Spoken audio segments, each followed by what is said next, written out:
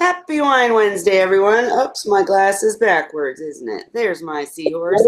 And Holly's breaking her fast to drink with me tonight because Yes. it's almost her birthday. So she's sipping on something tonight.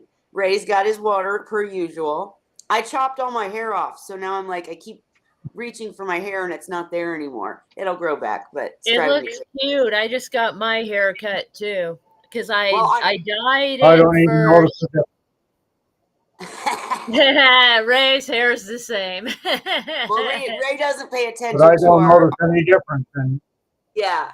My Yeah, hair, it used to be real well, long in the back. yeah, Yeah, you have long hair.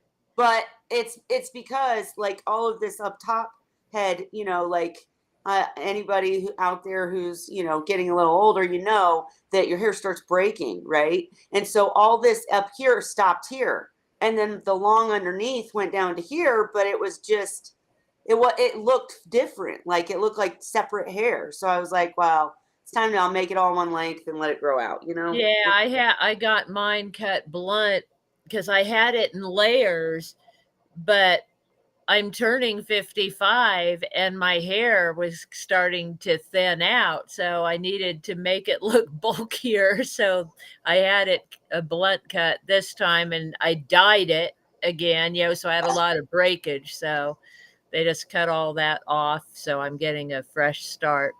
Well, that's the other thing I'm gonna do. I'm instead of dyeing it again, I'm gonna, because I've got the little grays coming in, but Mhm.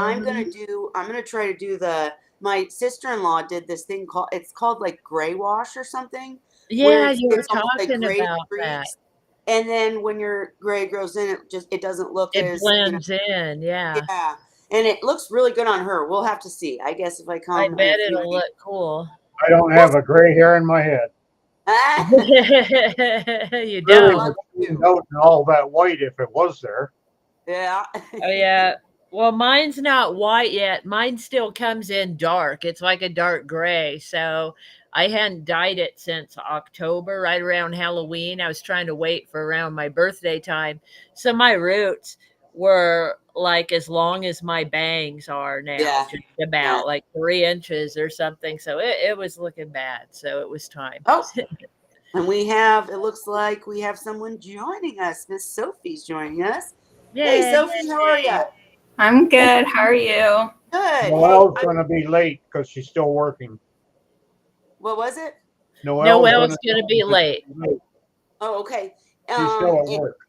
I got you. And I apologize to you guys, all of you guys, for being late myself. I was doing my taxes at my dad's and realized, oh my God, it's 8 o'clock. So I had to rush home and get on. But we're here now.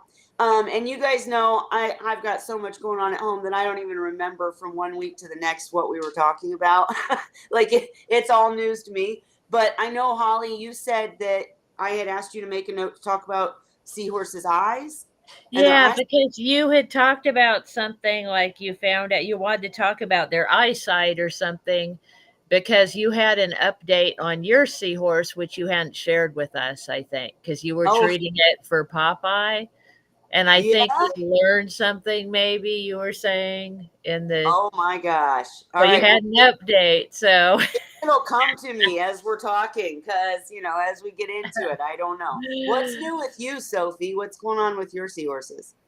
I just did the freshwater dip Okay. with Dot, and that went really well. Okay. There was no thrashing, there was no playing dead. She just basically acted like it like she wasn't in freshwater. Yep. She was Yep. still in saltwater. yeah, And then when she got back into her tank, it like yeah, she just pretended that it never happened. She went back to eating like straight away. Wow. mhm. That's No more great. scratching though. No more scratching. And for now, I'm just trying to really clean the tank and like everything in it, so I Yeah. can stop it from happening again. So, Ray, what are your thoughts on that then? Because, I told obviously, her that I can't be absolutely definitive about it, but my thoughts are if there is no reaction and she's not able to see anything, there will be, if there's no itching, there will have been a disposal of parasites, but Mhm. right. not sufficient to for her to see well, especially inexperienced at looking for it, but also definitely not severe enough to cause a thrashing. So probably she wouldn't have had to do the dip at that time. It was probably Mhm. not. Um, Necessary. yeah, it was probably the scratching that wasn't to a stage where it was itching. But when I can't actually see it, it's hard to make that determination. Well, and I would say like it's really, we talk about this all the time. It's risk tolerance level. It's what are you willing to risk and what are you willing to tolerate, right? And it's a balancing like scales, right? And the thing is, I feel like since not only did her seahorse not have a negative reaction, but got right back in the tank and started eating, I feel like it was a good thing. Like Yeah. she may have avoided something down the line by Mhm. seeing, oh, this problem's starting to happen. Yeah. Maybe it's not bad enough for the seahorse to have parasites so bad that it's thrashing or anything like that. But if it's ciliates or something like that, then she, the seahorse got cleansed at least a little bit in the freshwater dip, Mhm. came back into the tank gung ho, ready to eat. I don't feel like it hurt anything, No. and may have very well helped. So I get what you're saying, Ray, that maybe it wasn't necessary, but I'm like Sophie in that I'm better It safe than doesn't sorry. hurt them. Yeah, I've had mine not react. And honestly, when I moved my juveniles in with my adults, when I combined them, I gave them a freshwater dip first before moving them into the new tank, almost as a preventative, not, And just I mean, to. it's not like it doesn't stress the seahorse out, because it does. It's something Mhm.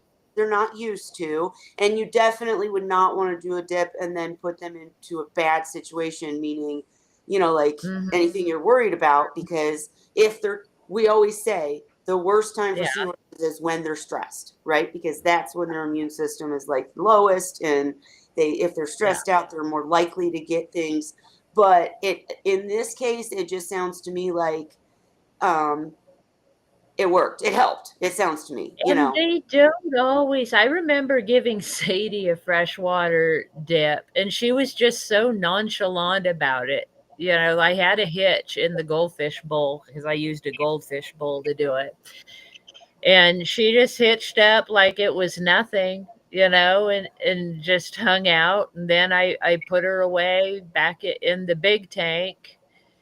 And, that's so, she didn't freak out about it, but that's so much better. when Go ahead.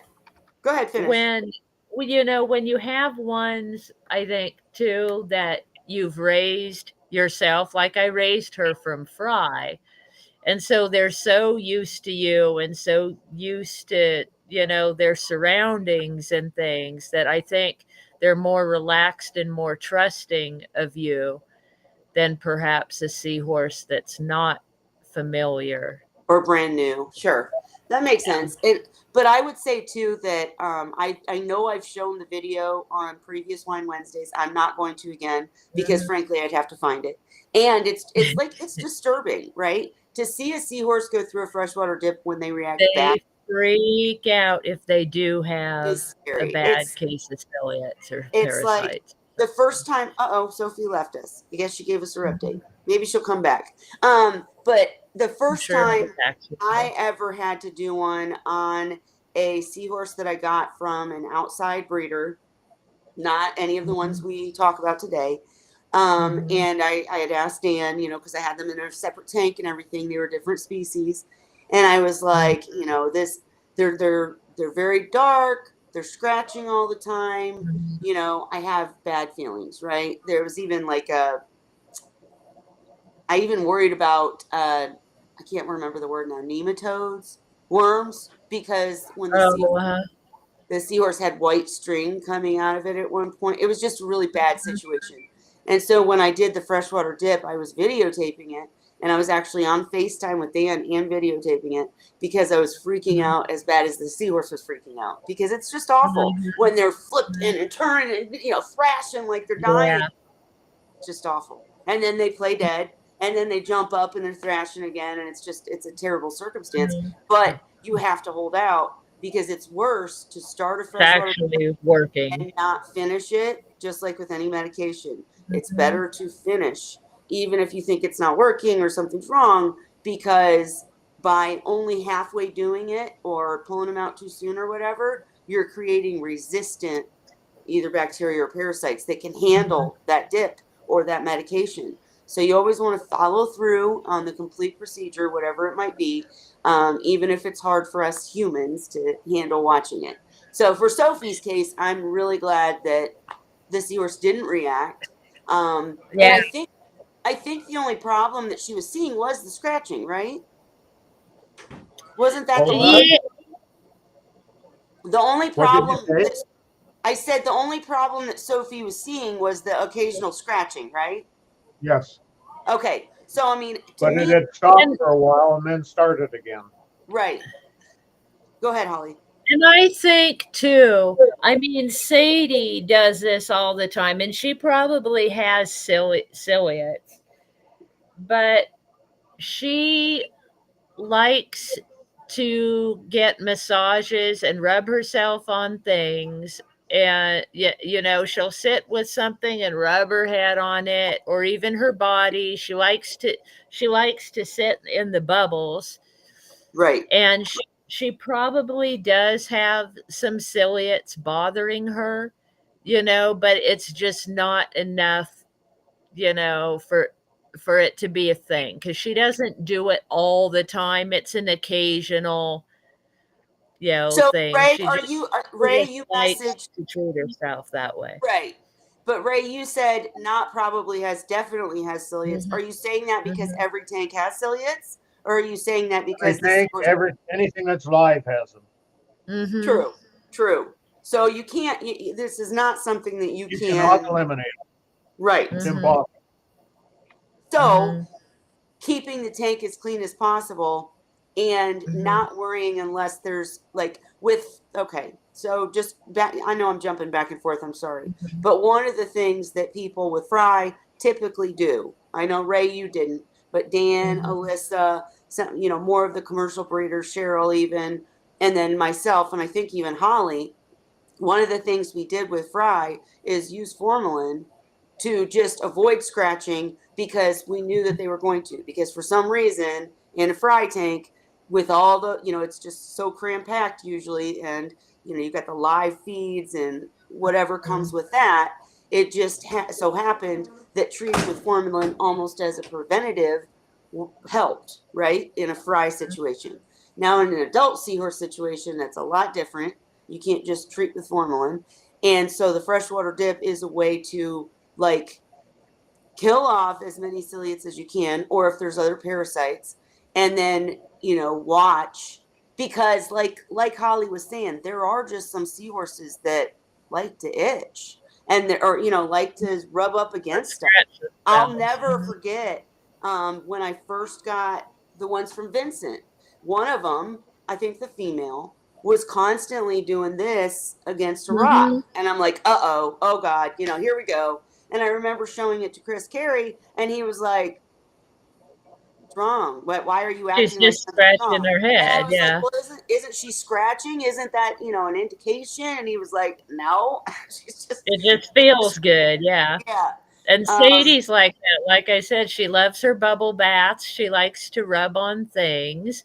And I mean, she's a healthy seahorse, like Ray says. I'm sure she has ciliates because they're in there. yeah. But my guess is if she has them, Dandy has them. Well, And like Ray said, Dandy doesn't react. He never yeah, scratches himself ever. And yeah. he's my handicapped seahorse. So I think it's just part of, and I've seen females do it more than males. Like Interesting. they like to do that. Interesting. Yeah, I always get nervous. Everybody under the sun has told me that. Sophie's back. I'm sorry, Sophie. I didn't see you came Mhm, back. Let me get you back in here. So many people have told me that a male and his pouch near bubbles is not a dangerous thing, but it always mhm, still makes me nervous. Just because I dealt with over mhm, my career with Seahorses or my time with Seahorses, I've had 2 different times where I had males with pouch emphysema, and it's such a pain in the butt that I try to keep the males away from bubbles, even though I know that's not what causes it. In my head, I just don't want to see them inflating and flirting near bubbles, because to me, thinking Yeah. air getting in there, anyways. But I guess the whole point that I was trying to make is, for Sophie's case, I think that the freshwater dip was a good thing, even if it wasn't necessary. You didn't hurt the seahorse, and the fact that she Yeah. okay, she gung ho started eating. Now it would just be observe, and like you said, try to keep things as clean as you can, and message Kelly to finally send you the skimmer, because I still haven't. I just realized it talking to you. I've got to send that damn. It's literally sitting right there waiting to be sent. Wait, but Kelly, okay, so this tank doesn't have a sump. Right. So I can't put it on this tank. That's right. I could put it on that one, but I don't have anything in there right now. The one from Ray. Hopefully I'll get it to you before you'll need it someday. You'll need it someday. But I think too, a freshwater dip gives you peace of mind too. Mm-hmm. When they don't react, okay, so they don't have the ciliates that bad to where or it requires a hospital tank or whatever, so. And Bonnie asked, will ciliates, it's actually spelled with C, but no big deal, kill the seahorses? Ray, you answered what? Oh, sorry, just typing out another bit here. I know you're typing instead of talking. For me, the ciliates were they're more stressing to the keeper than they were to the seahorse fry.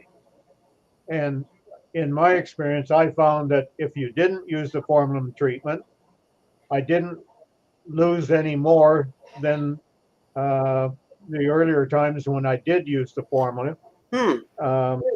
So basically, I let them ride it out, and unless it was a real severe case, and I can't honestly say I run into a real severe case when it came to the fry. But I eventually, as they got to the juvenile and adult stage, then it became looking normal, because now I had fewer of the seahorses in a tank, and it didn't look so stressing. But when you look and see 200 or 300, or in some cases even more than that in my better broods, when you see that many in a mass all scratching, I guess I felt the stress, but I didn't feel the need to do the formalin anymore. I had already done formalin with a couple broods, and it didn't appear to give me any better yields than before I found out about treating with the formalin, which was Dan Underwood that told me about it, by the way. But before he had told me about it, I wasn't using the formula or the formalin, so I had certain level of yields that were not improved when I did use the formalin. Well, I was just experience. I do agree that it's more about the human, seeing it and being affected and stressed out by it. I can totally relate to that and agree to that. But I will say that in my short-lived, remember, I didn't do fry as long as Ray or Dan or anybody else did, but I did have multiple batches for 1 to 2 years maybe. And in that time, when I started using the formalin, my yield got much higher. Now, but was that because I was getting better as a person raising seahorses? I don't know. It could have been that I was just doing things differently and keeping things cleaner, or it could have been the formalin. I don't know. I would say for me, I couldn't tell, because I could have has easily been losing them to bacterial infections, because I learned about both at the same time. So I picked up, those protocols of cleansing the brine shrimp with peroxide and using the formalin. I did that all at once. So you don't know. And like So, bacterial, so I know, well, my whole first batch I actually lost because I didn't have their food ready. When Sandy Mhm. first got pregnant, I wasn't prepared. It was winter time and the brine shrimp wouldn't hatch. I couldn't get them warm enough to hatch on time.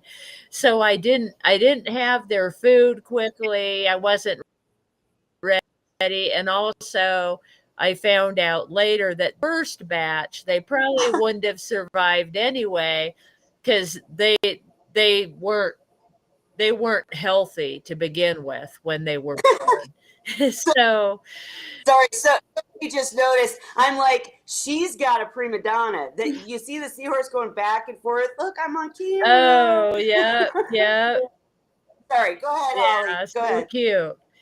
Yeah, so I mean his first batch I don't think wouldn't have survived anyway, even if I had their food ready, because they were so Yeah, tiny, they just weren't right. But then gotcha. as there were later batches, I got more survivors because I started using the things you guys taught me right away and I stopped having losses. So it did something, whether it was the ciliates or the bacterial infections, I don't know, but it could. But Yep. it Ray, did. what do you mean the female seahorse is expected to show off? Mhm. What do you mean by that? well, you were just talking about getting this and that to make yourself look good and everything. Yeah. But anyway, Right. Bonnie, seahorses can handle them if conditions are right, but Hi, when Coral. they're adults. But they cannot handle them if things like your DO levels start to rise, because then the spread of bacteria and pathogens rise also, and they rise exponentially. And it's the stress. If Mhm. your seahorses are stressed because the water's dirty, Right. or because there's a tank mate that's aggressive, or because they scratch themselves on something, or anything that causes stress, the seahorse's immune system goes down. And then those things in the water that they can typically handle, all of a sudden they can't handle them and then they get sick. That's the biggest fear with seahorses, is just keeping them And unstressed. I What? take exception to the statement fry cannot. Fry The cannot fry what? can handle a normal infestation as well. That's Mhm. why I didn't um, do uh, Formalin. the formalin dip on them. But if I saw the infestation worse than what it normally was, then I would have gone ahead with formalin at that time.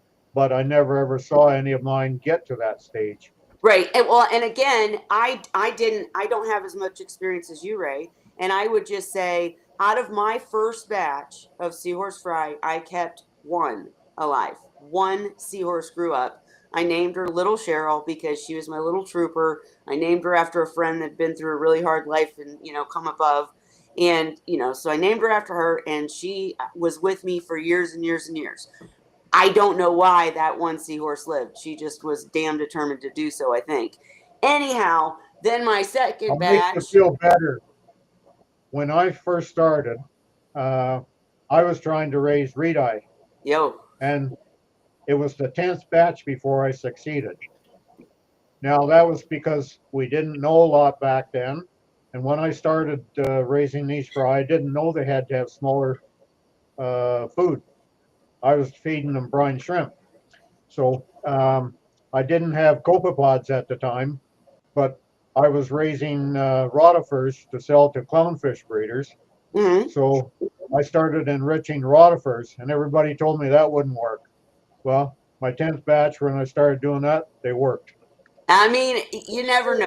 All I was getting at when I was talking about my batches is the first one survived just because she wanted to. That I did. Mhm. I don't get credit. She just survived.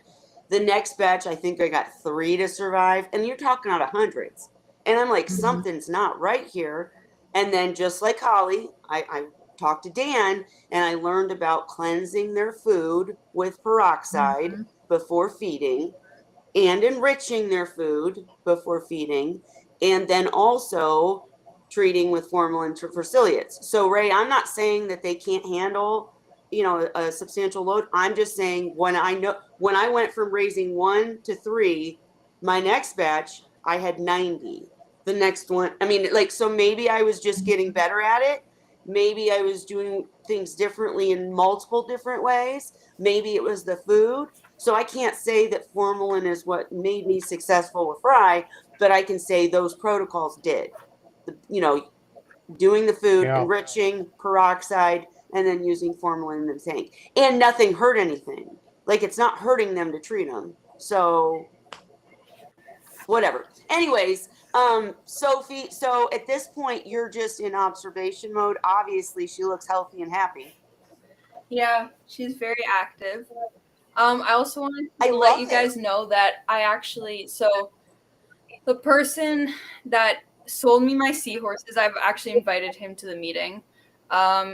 He Cool. told me that he can give me formalin if I do need it. So I do have somewhere Oh. to get formalin from if I do need it. Nice. Good. Awesome. And I mean, it doesn't sound like you do. Did you explain to him that you did the freshwater Yeah. dip and everything? She did react. Okay, He good. had I different mean, opinions on the freshwater dip, but okay. I did do it. He didn't like the freshwater dip. A lot of people don't. Yeah, It's okay. He like himself. He doesn't do it. He usually does it with formalin. Just Right. treats them. And the And I'm reason the other way. I'm If the I other can do it way too. without chemicals, I do it without first. So, and what Ray just said is key. Now, I want to say this for the record and for your friend, to each their own, right? I mean, like, Ray doesn't use Whatever works formalin. for you. Yeah, Ray doesn't use formalin with fry. I absolutely use formalin with fry. When we're talking adult seahorses, I would personally rather do freshwater dip, only because Dan Underwood, Seahorse Source, is the one who trained me or taught me or whatever. And he's the one that, even when I saw my seahorse flipping out, tripping out, scary as hell, convinced me this is not hurting him. He's never seen or heard of a seahorse dying from a freshwater dip. Whereas too much Mhm. formalin, I don't know if a seahorse can die from that or not, but Mhm. it's chemicals, right? So you're talking about using just salinity or using chemicals. It's risk tolerance. There's no right answer, and that's the hardest part about doing a channel like this. He's not wrong to dislike freshwater dips and prefer formalin. If that's what works for him, I get it. A lot of people would say formalin has cancerous stuff that hurts humans. I mean, there's just so many different back and forths. And Bonnie did want to know. She said, "I think if seahorses scratched a lot, wouldn't they develop wounds?" So I want to clarify what we mean by scratching. So when I say a seahorse is scratching, if I just say that with nothing else, I mean and I'm going to try to like mock it here. They're taking their tail and they're putting their tail up and they're going like this, right? With their Mhm. tail on their head. I know that didn't do a very good job, but that they're Yeah, using but their that's tail not what they to do. scratch their head. And then the Usually other, around their gills. yeah, they're going like, They're trying to get their gills because that's where the ciliates bug them, I think, is yes. in their So they're going gill. like this, trying to get them off or whatever.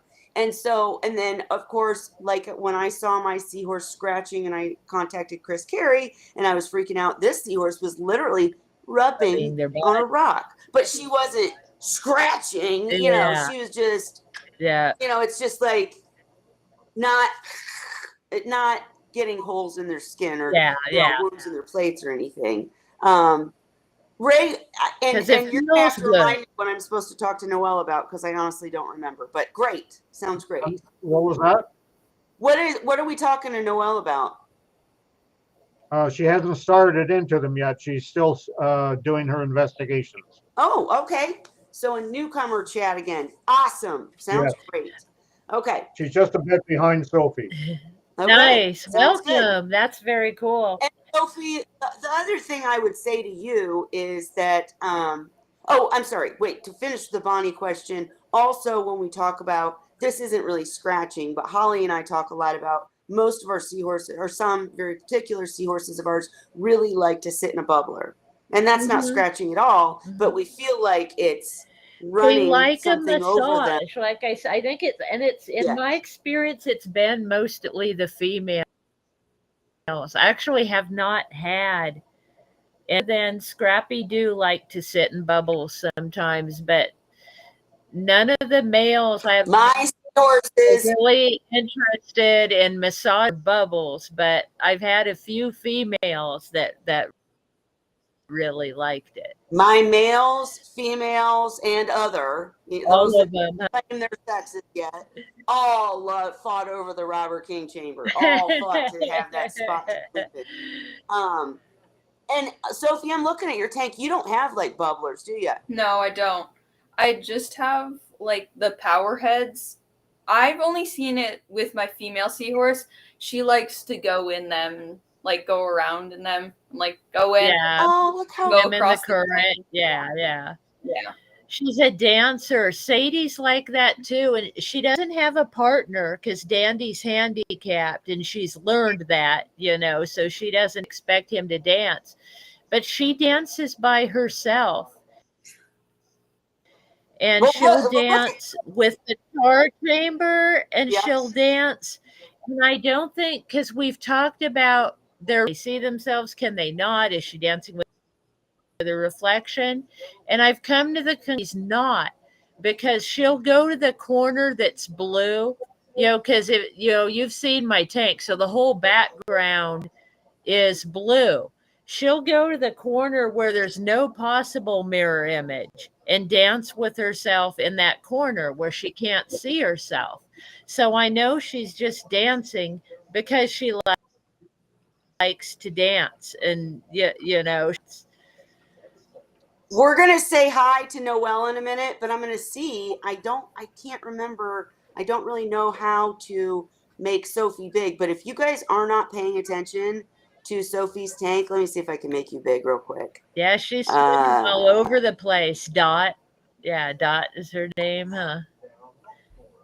I mean, she is now. She's gonna stop the second I make you I was big, going to of say, course. is it her But dinner time? She might be trying to get your attention to feed her.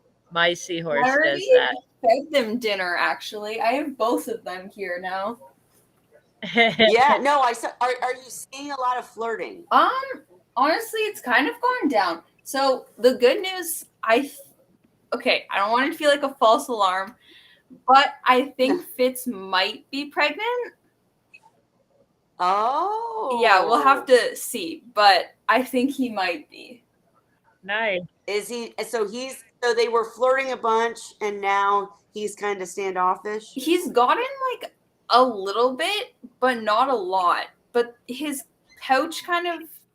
I told Ray at one point his pouch looked like huge, but then I realized that was just him inflating it.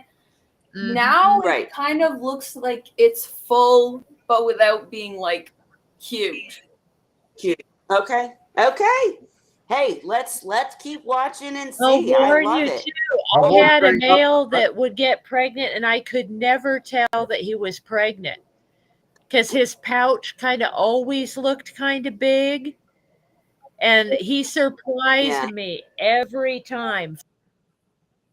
5 batches, and every time you can't always tell by their pouch. It's a sign, sometimes, but sometimes it's not. Well, and I always managed to catch. Like I caught the Noelle. I promise we're going to get to you in just Oh, you're all one second. good. But so I was so interested in fry and wanted fry so badly that I would end up catching the egg exchange quite a bit. And I've got it on video, and I've got the births on video and stuff. But you do miss it often because they're sneaky little creatures. And it seems like when they start getting serious, I always talked about with at least my seahorses, everybody's are different, but at least with mine, I would know things were getting serious when I would start seeing them do the spin towards the surface, right? Because they're always on the bottom and jumping on each other and turning bright colors and knocking heads and all that stuff. But then when they start doing the spin, to me, that means they're trying to line up. for the egg exchange. And so, but they'll do that too for days and days. And you're like, come on, just put it in there, right? Right. And but I never got surprised like Holly did. But these last seahorses have disappointed me not giving me fry. So I'm really hoping that yours do better, Sophie. And I would love to talk to the person who sold them to you, because maybe he has, like, were they courting ahead of time? Were they from a pair that gave a lot of batches? It'd be good to know. But All welcome. the things Go ahead. work for him that aren't normal to us. It may be something that we can learn from his method. Absolutely. No, absolutely. We're all whisperers. We're all here to learn from each other. That's what community is about. I know Absolutely. that So Noelle. Oh, go I ahead. know that he did a lot of school where he studied like just seahorses. So that was that was really cool. He told me quite a bit. Oh my gosh, tell him we want to have him as a guest. Yeah, we want to hear all about it. That sounds awesome. Tell him, ask him if he wants to come in one week as a guest. I'll advertise it and all that. Okay. And have I him will. in and he can talk about his. That'd be great. All right, Noelle, tell us who you are, what you're doing, what are you here for? Just kidding, but yeah. All right. So, first of all, it's nice to meet you all. I Yeah. I actually have had one seahorse before, but the process didn't go very well since I kind of jumped into it really spontaneously, and the only advice I went off was like the pet store owner, and it was like a local fish shop. And Yeah. like I saw the seahorse and I thought it would be like so cute. So I want to do like Right. my research first. And I did like some research, but I didn't realize like how much went into it. I kind of did more like surface level, like basic saltwater stuff, and went off like the fish owner's like advice. And Sure. looking back at it, it was not very good because I think he was kind of sick from the beginning. Like he wasn't eating when I first got him. Even like the fish owner said that. And I kind of just hoped that things would get better because he also had tail bubbles at the start too, which Ooh. I know it was rough. And It it's was never rough. been sold.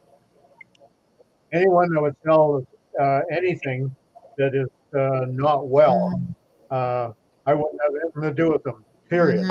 And to be fair, though, Ray's very harsh. This guy, the Probably pet didn't store know. owner may not have known. Mm-hmm. That's my guess. I'm not trying to defend anybody. It's awful, but sometimes they really don't know, and they are just doing as much as they can to, it's just and how long ago was it? I started Noelle? with Was it quite a while seahorses ago? the same way. I was about 18 and I got my first seahorse from a pet store, and they didn't know much about the seahorse. I didn't know anything about the seahorse, and it didn't go well. So don't feel bad. You're not alone in that. Yeah, don't Trust nobody's me. you up at all. Happened to many of us. And right, absolutely. We all messed up with our first tanks for sure. And it sounds to me like if the seahorse wasn't eating and then it was probably wild caught from a pet store. So one of the things we definitely promote is captive breeding. That means nowadays pet stores usually have captive bred, but back in the day they did not. Now captive breeding is a big deal. You need to ask, are they captive bred? But why don't I just let you start asking us questions? Like so you're wanting to set up again? Is that the Yes, that's deal? right. Okay. So go ahead. Okay, so this seahorse, I got him around a year ago, and he just died really recently, like a few weeks ago, like 2 weeks ago, I think. I know. It was very, like, Sorry. I felt really bad because he was kind of like sick the whole time with I think now gas bubble disease, I'm pretty sure. And there was like a whole lot of symptoms before, but yeah, luckily I had like a necropsy done on him, or I'm getting one done on him, but they haven't gotten the results back Cool. yet. Yeah. Luckily, Wow. I was able to find a vet that's like kind of close to me. It's only like a few hours away. So Oh, wow. luckily, I was hoping to get like some more answers on that.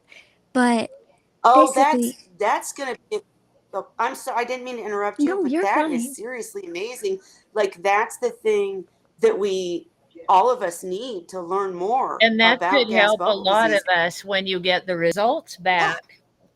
yeah, for sure. But go on. I didn't mean to interrupt. Go ahead. No, you're all good. But yes, I want to get that done because I kind of want to know like how I could help him better because there was like it was like the bubbles, but then there was like a lot of other things too, and I couldn't like place it on one thing like if it was parasites because he was shaking, but his jaw was also locked and he had like his like trigger stuck. And then Mm, he had like a bunch of weird symptoms. So I was like, I just wanted to like kind of see maybe if there was like a bacterial thing or a parasitic thing or all that good stuff. But yeah, but anyways, well, sending it off for necropsy is the way to find out because we could yes. sit here and guess, Mhm. but that's going to give you true answers. Anybody who knows someone or who can afford to do that, I highly recommend it Mhm. because then you get true answers, no doubt, Yeah. So good deal. But now you're waiting on results. And once you get that seahorse, once you've owned a seahorse, you can't stand not to, right? Yes. I loved him so much. He was like literally the light of my life. They're just like so interesting, Mhm. unlike any other thing I've or other like aquatic animal I've ever seen before. And I Yep. loved like he was just so sweet. They're so friendly too. Like he would always Yeah. I eventually was able to get him to start eating on like frozen mysis and train Mhm. him. And that Really was like good. yeah. But it was like it's just so cute like how like social they can be and how Mhm. like unique they are with like their tails and like swimming up and Mhm. down. Like I don't usually see that with most aquatic animals.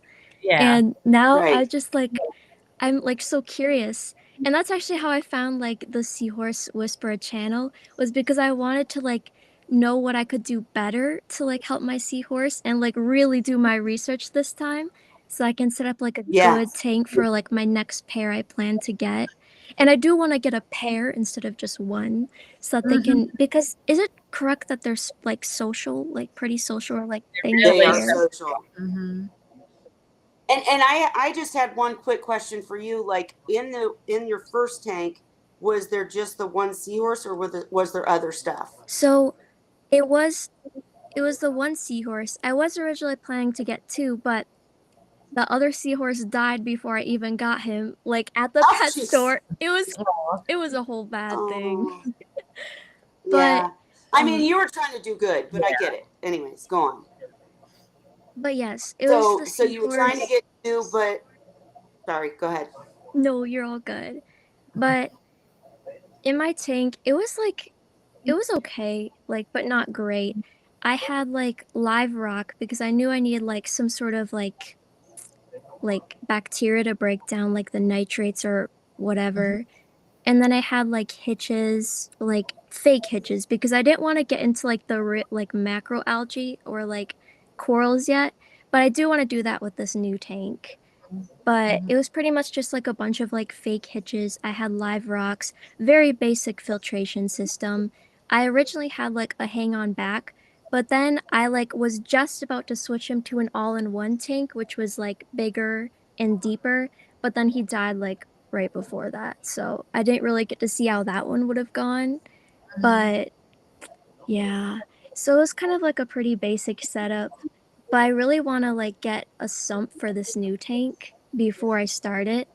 And I want to like look more into macroalgae, which is why I'm like really curious about that. But Macros. I mean, Mhm. so the one thing I will say is, I obviously, you know me, I love macros, but they are yet another thing, right? Mhm. So a lot of people would tell you, I think, Ray, Holly, jump in anytime here, but a lot of people would say, if you already had this bad experience the first time, you're doing the right thing, getting it tested and figuring out what happened, but it's even when you find out what it was, you're not going to know if the seahorse came with the problems or if it was your tank here or whatnot. It was probably already had the problems, right? Mhm. So that being said, it can help all of us in the community learn more by the report. But in setting up for the new seahorses, I'm thinking that I would, if it were me, I just remember whenever I had a problem, first of all, are you using the same tank? No. I plan Okay. All right, good.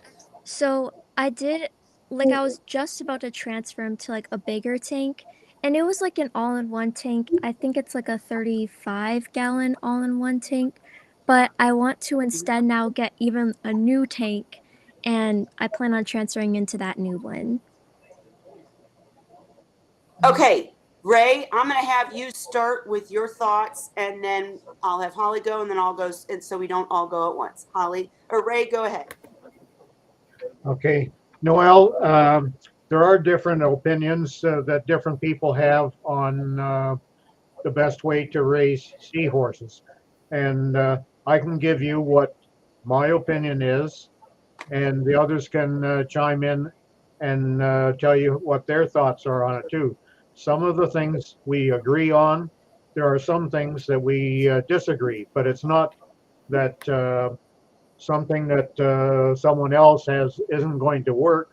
Obviously, they're not going to talk about it unless they feel that it does work. But to start with, I feel that the whole base to build your hobby on is water quality. The seahorse diseases are almost exclusively due to bacteria or pathogens. And because they're in captive water, they're not out in the wild where the water going by them, they'll never see again. And the water coming towards them is always new to them. It's not going to have the same kind of density of bacteria and pathogens that are going to develop in the tank. So water quality is the number one thing that I learned over the last few decades. And unfortunately, we didn't know when I first started a lot that we know now. And one thing that we know now is that increases in pathogens, the bacteria, and so on, is synonymous with increasing dissolved organic levels. Previously, we thought it was just temperature that was the culprit into having the expansion of these things. Ray, So, hey Ray, I'm going to interrupt you real quick and say you need to and I'm not saying that she doesn't know what you're saying, but someone watching might not know. What do you mean by synonymous with dissolved organics rising? What does that mean? Explain that. okay, dissolved organics, uh, and I can't say we actually know the whole reason why. We don't even know that it's dissolved organics themselves that are causing this expansion of the ciliates and other pathogens and this bacteria. We have no way to know. We can't even measure as a hobbyist dissolved organics. So But in we your have mind, found what goes into dissolved organics? What would you include in dissolved that? organics are based, well, they're just that. They're dissolved organics that result from the detritus, which again stems from the food that's not eaten and left to rot in the aquarium. As it dissolves and as the stuff rots, it releases nutrients into the tank.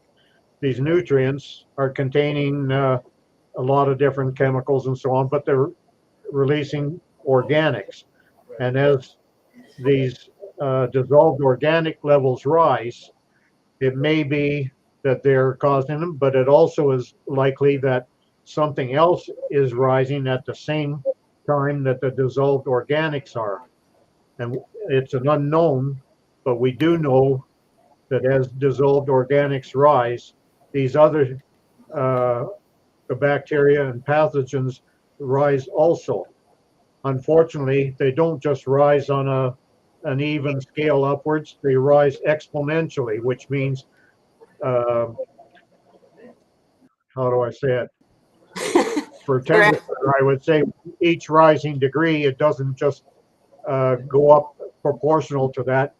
it goes up a heck of a lot more. So instead of a straight line increase as things go south, it actually, the curve goes up like a jet taking off and then puts the afterburners on and goes up almost in a straight line eventually.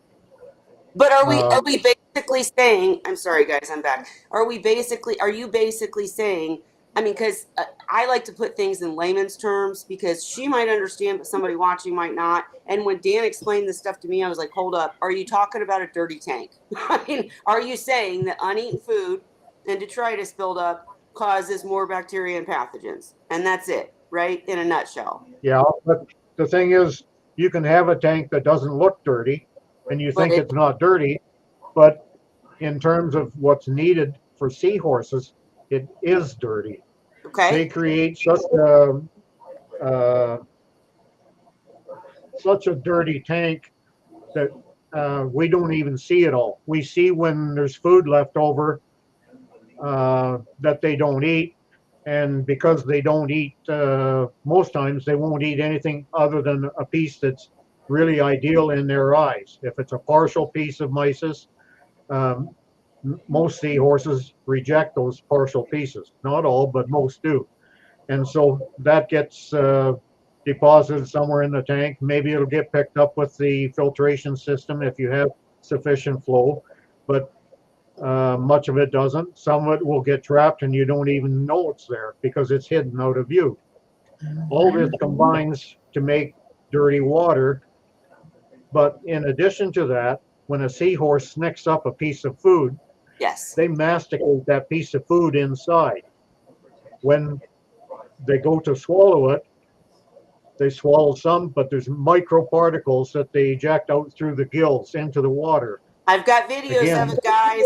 The stuff's Yeah. out of their video. Yeah, Yeah, I remember that. Anyways, go Yeah, on. I would see that too. I see that often. Yeah, so they're polluting their own water very quickly, So Ray, basically. sometimes, many times you don't even see what's coming out.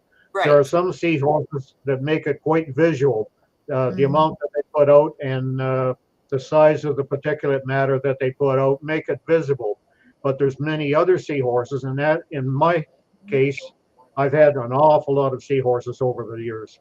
Sure. But some were visible. Many you'd had to be almost have perfect eyesight and look so damn close to see anything. And those ones are masticating it perhaps more, making it even smaller so you're not seeing it. So you've The talked whole about. thing, Sorry. they are masticating it. It is going out into that water. And being in that water, it's smaller now. And the smaller the particle, the faster it's going to be decayed and releasing out those dissolved organics into the tank and other nutrients as well. Absolutely. Uh, So you talked about the why it's so important to have good filtration and a clean tank. Now tell us how. How do you do that? How do you set up Okay. successfully for seahorses? First off, in my opinion, you have to start with the feeding. It's Well, the feeding I know. all this. Wait. I know that feeding is your thing, but let's start with someone who doesn't even have a tank yet. How big of a tank? What do you put in it? How do you filter it? And then we'll talk feeding. Sorry, but let's start from the. That's not the way I look at things. Okay. All right. Well, then you go ahead, and we'll go on from there. When you're setting up a tank, the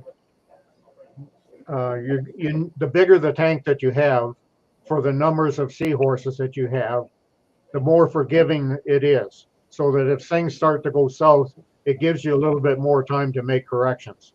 If you've got a real small tank, and especially if you don't have a sump with it, then it can go south fast enough that you can't pick it up and fix things and you lose your seahorses. So the more volume you have, the better it is. Your starting point should be a minimum 30 gallons or related liters for one pair of adult seahorses. And if you buy juveniles, don't buy a smaller tank because they're smaller.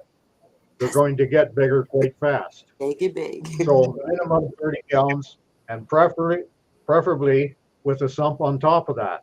As I say, that sump is going to give you extra volume to make things more forgiving. Plus, it gives room to put some equipment in it that is going to help matters that we'll talk about in a second. And I know I keep The butting in, but I do want to say, just in agreement with Ray's point, he's talking about water volume. If you think about these seahorses masticating and pooping and putting stuff out their gills and eating so much more than regular fish that Ray's going to talk about in a minute, the more water volume you have, like he said, the more forgiving, because if you're in this much space, all of it's right there. If you're in this much space, there's more room where it's not building up as quickly. Go ahead, Ray. Sorry, I'll shut up. Okay, where did I leave off? Noel, just so you know, I have cognitive impairment, so I get off track easy. That's all right. And I forget. throw them off track. Sorry. You wanted to talk about feeding. You were saying that more water is more forgiveness, but you need to think about feeding before you even set up. So, Yeah. Well, so as far as tank size and that, well, it is important.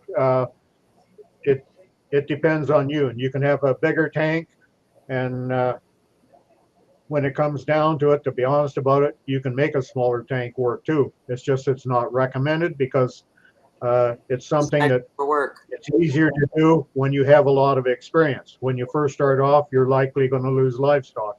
So we don't like to recommend doing smaller than the normal recommendation. But to me, it all starts with the feeding, because that's the only place the nutrient is coming from to get into that tank.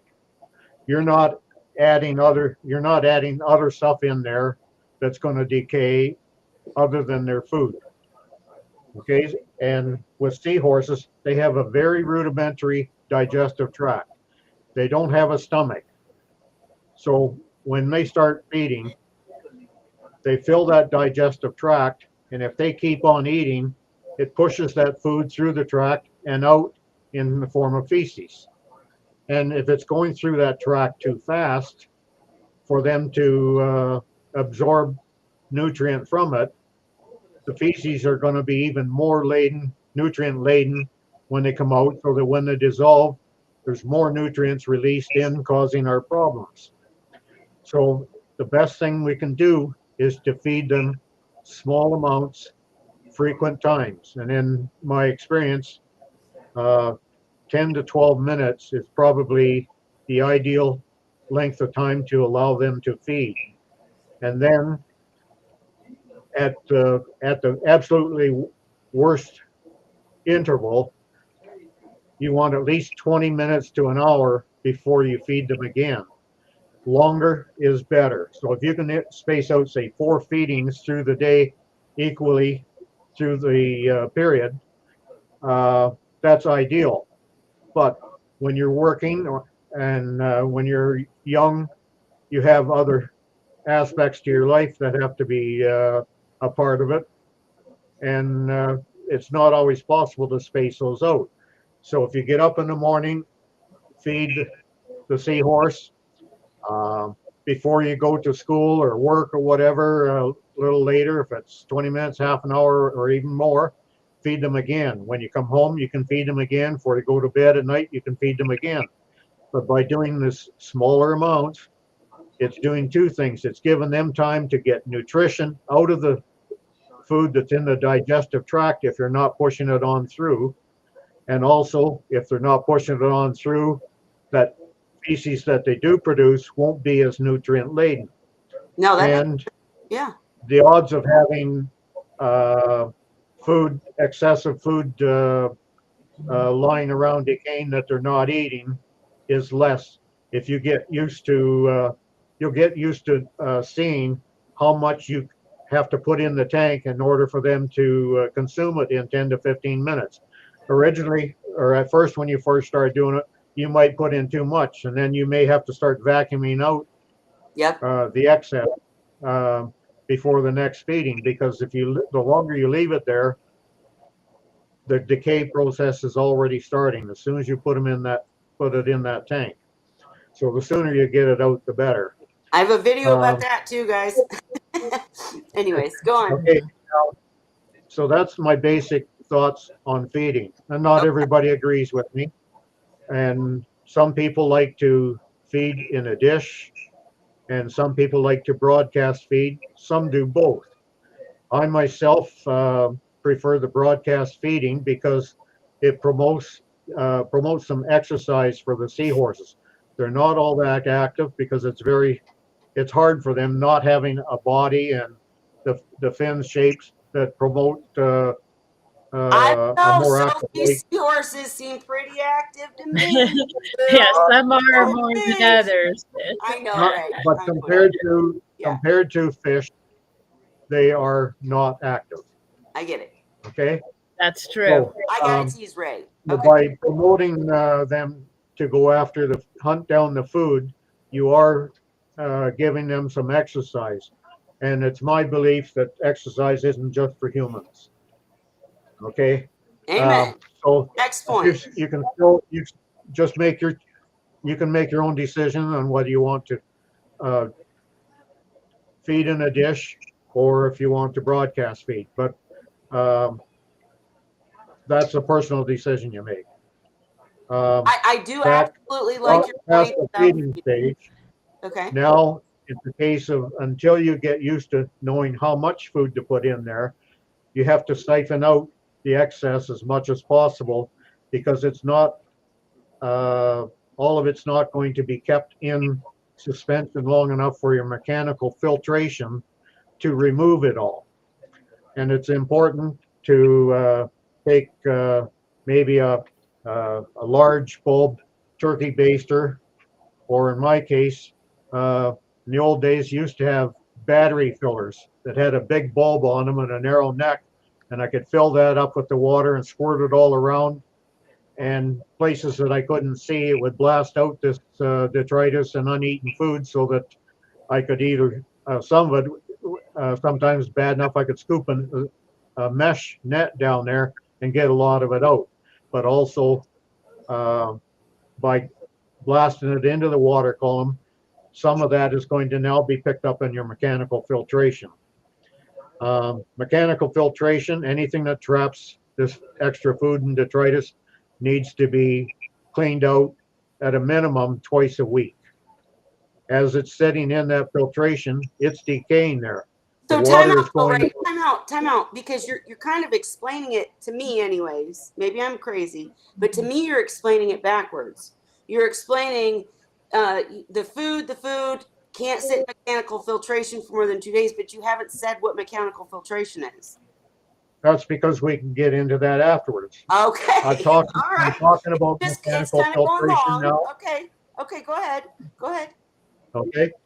So mechanical filtration, anything that is trapping this food or any food that's not trapped is decaying. In the mechanical filtration, just because it's caught up there doesn't stop that decay from happening. Okay, so the water going through there is washing the nutrients that are released from that decayed food into your water column. That's making your dirty water again.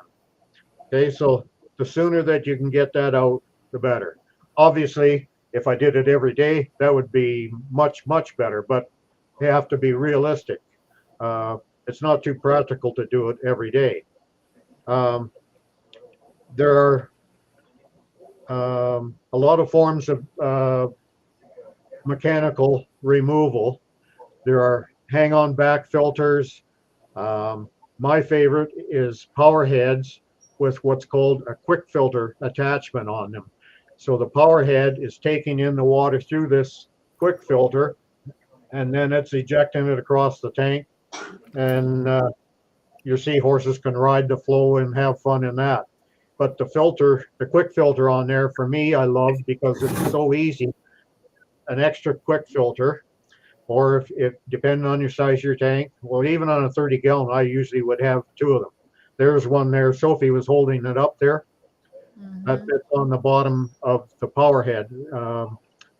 They're Hagen power heads. I suspect there's other brands with other add-on filters like that also. I'm going to interrupt again really quick and just say, to make things simple for anybody watching, mechanical filtration is anything that traps, like Ray said. So you're talking about a sock in a sump, you're talking about a skimmer, you're talking about any quick filter, anything that traps particles that you then remove. I will mention too that we will talk later about macros, which are also considered in some ways. They can be bio, but they can also be a We mechanical haven't got to that. filtration because you remove macros. Like if you have an algae scrubber, you're removing nutrients when you remove the algae. If you have macros in the tank, you have to harvest in order to remove, or like Ray said, it just sits there. All right, I'll let Ray keep going. Go ahead, Ray. Okay, getting into macros is basically what I consider an add-on. Okay. But when it comes to macros, you can ask Kelly because she knows more about them by far than I do. But for me, the mechanical filtration comes down to personal choice again, like your choice of feeding, broadcast, or a dish. All the processes have choices to make, and you have to sort of investigate each type in order to be able to choose one that you think will fit best for what you want to do. Now, you can have sophisticated filters, very expensive ones. You can have these simple add on the back, hang on the back tank ones with, they have filter material in them. Some people like canister filters. Personally, I don't like canister filters because they are a pain in the ass to clean out. And if you're lazy like I am, that means that when I should be cleaning out that thing twice a week, there are many times it's not going to get done. And that's the worst thing you can do for seahorses, is not do something when you know it should be done. Amen to that. So, what was that? I just said amen to that. Yeah. Um, so while there are these different methods of filtering out the detritus and so on from the water, I can't tell you which ones to use. I can tell you my preference, and that's the power hose because of the simplicity. Because I'm lazy, I use them because it's just so easy to have spare quick filters. You go to the quick filter, you take it off, you plug the other one on, you take the other one, you can clean it at your leisure so it's ready for the next time. And it doesn't take much time. I use a laundry sink. I sit there with a little hose to the tap, but it's basically just an outdoor hose to use, and it's got different nozzle positions on it. And I set it to the jet, and I hold the filter material, take it out of this filter, and blast it with this thing to get the detritus and everything washed out of it. Stick it all back together, let it dry out, and it's ready again. Whereas there's many other filters that they're just more involved to do the work, and someone else is better to explain that how they work, because I personally won't use them, haven't used them, and so to tell you how to use something that I don't use wouldn't be right. Now, once we get to all that stage, then there are things that you can do, because nothing is going to be perfect. And one of the things you can do is add an oversized skimmer to the tank, because skimmers remove dissolved organics. And if they're set up properly, they are not removing uneaten food and detritus. It's not a mechanical filter, it's removing dissolved organics. And it works by the air bubbles hitting the molecules in the water, and it precipitates those those dissolved organics into solid materials, and they coat these bubbles, and the bubbles rise. And when they rise up into the capture chamber there, you are removing these dissolved organics. Once they're in that chamber, they're not in contact with the water any longer. And so a properly set up one works well. But unfortunately, one that's rated for, say, a 50-gallon tank is not going to do the job for seahorses, because normally a 50-gallon tank has fish in it, has corals and so on, that don't produce the kind of water, dirty water, that seahorses do. So we want, some people tell you twice the size. I personally want to go a minimum of 3 times the size, and bigger if possible. And while it's not an absolute necessity, It's a means to an end. It's one of the tools that we put in our toolbox here to use to make that water better. And in my case, sometimes I have skimmers on some of my tanks. Sometimes it was just doing extra uh, due diligence for cleaning out the filters and doing bigger and larger or more frequent water changes. So again, you have options here that you have to decide which way you want to go. I want to say Doing the extra. I want to say something real quick. Just again, because Ray, you're very technical and I'm layman's. And so when he says you want a skimmer that's 3 times, what he means is if you have a tank that is 30 gallons, you go to buy a skimmer, you need to buy a skimmer rated for 90 gallons 3 times, right? If you have a 50-gallon tank, you need a skimmer that in his opinion is rated for 150. I'm good with 2 times, but that's the point is it's rated versus the tank size. I just wanted to say that real quick. Go ahead. Okay, now, and while we're on skimmers, just something that popped into my mind. Some people use all-in-one tanks. The skimmer in an all-in-one tank is useless. It is way too small for seahorses. Uh, well, some people are successful using an all-in-one tank. I personally don't like it, and especially for the fact that a lot of the volume is used up by the equipment being in tank. True. So when they quote X gallons or X number of liters in that tank, or that's the volume of the tank, they're not telling you that it's going to be X minus 10 or 15% because of the equipment that's in there. So So you're thinking, you guys know that I did an all-in-one tank to prove that someone in an apartment can keep seahorses and can, but I've had lots of troubles, and it's because you're better off. And we're going to go to Holly in a minute, and she's going to talk about why a sump is so ingenious and helpful.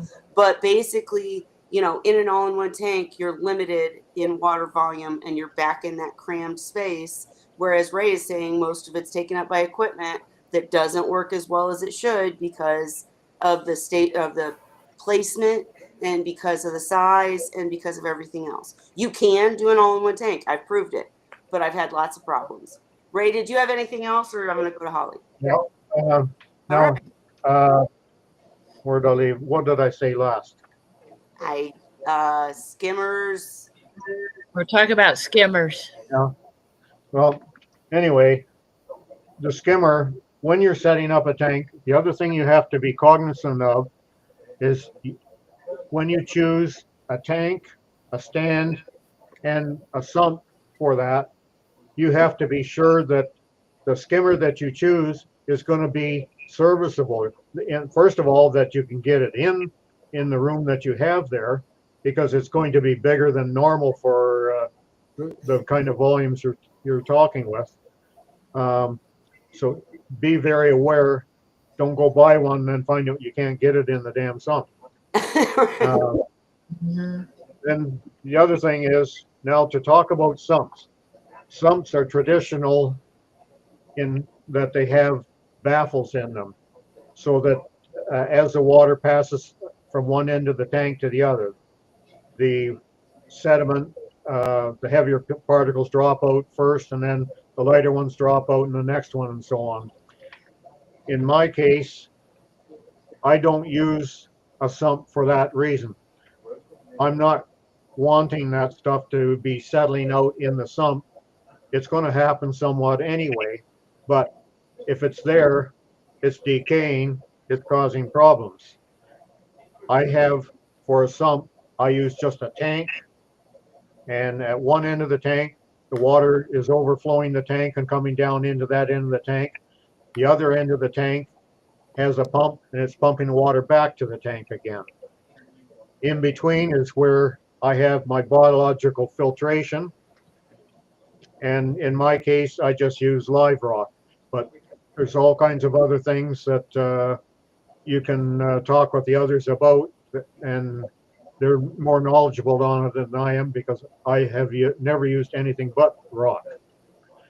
Um, Also, I don't like to use much rock in the tank itself because the more rock you have, the more the tendency of the seahorses to remain dark and colorless.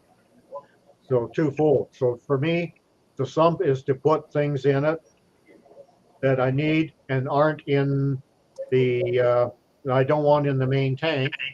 But the biggest thing is that water volume factor. It's given me more water, and that makes things more forgivable if things go south. You don't want things to happen, but sometimes they do, in spite of everything you do. So that extra volume sometimes may sometimes be just enough to get you to catch it and fix things before you lose the seahorses. Absolutely. Okay, there's a lot of other things that my mind can't sort out and can't get. Ray wants to tell us everything There, but right now. Right. we'll let others give their story. So Okay. we'll let And we'll move on come to back to Holly you, and she Ray. can get Hey, her thing, and listen, Holly anybody watching, thing, and then the boss Noel, can talk after. Ray can get a little gruff and he can be very passionate about what he thinks, but he's been doing this for decades. Yeah, And so he is he's the an person to listen expert, to. very detail oriented. Yes, and it's just sometimes when he's like telling these stories, I'm like, well, wait a minute, she probably doesn't even know what that means. So I'm sorry I kept interrupting you, Ray, but we value But the your thing is, information. if she has questions on that, she can ask Yeah, me. yeah, Yeah, We can exactly. hook up on the And messenger chat, or we can do messenger words, whatever. I want to get through Holly's comments and my comments, and I want to give Yeah. Noel a chance to ask questions. So, Holly, yeah. just start from a scratch. She So lost her yeah, horse. so I Start think over. the most important thing when you're planning the tank is to take into consideration your schedule and your budget, because seahorses can be very labor intensive and also very expensive when it comes to, the salt and things that they need. So the more things that you're trying to keep with the seahorses, like your corals, cleanup crews, other types of things, are more things that you're going to have to take care of. So when you're planning, take that into consideration. Like Ray was emphasizing, the thing about the seahorses is they're prone to bacterial infections from high organics in their water. So, in order to protect them from that, there's a few basic things that you can do. The more water volume you have for the fewer seahorses is going to give you more room for error, when things go wrong, as far as keeping them safe from those organics. So I know it's said that a 30-gallon minimum for a pair. I would suggest you go bigger than that. Honestly, I have a pair in a 55-gallon with a 20-gallon sump, and it's not too big for them. I started out with live rock like you did with your original seahorse you were saying. And what I found keep on that for me was too much for my personal schedule, because I work all the time and stuff, and having to keep after that, with things going wrong. I've just found in my case it was easier to go completely artificial.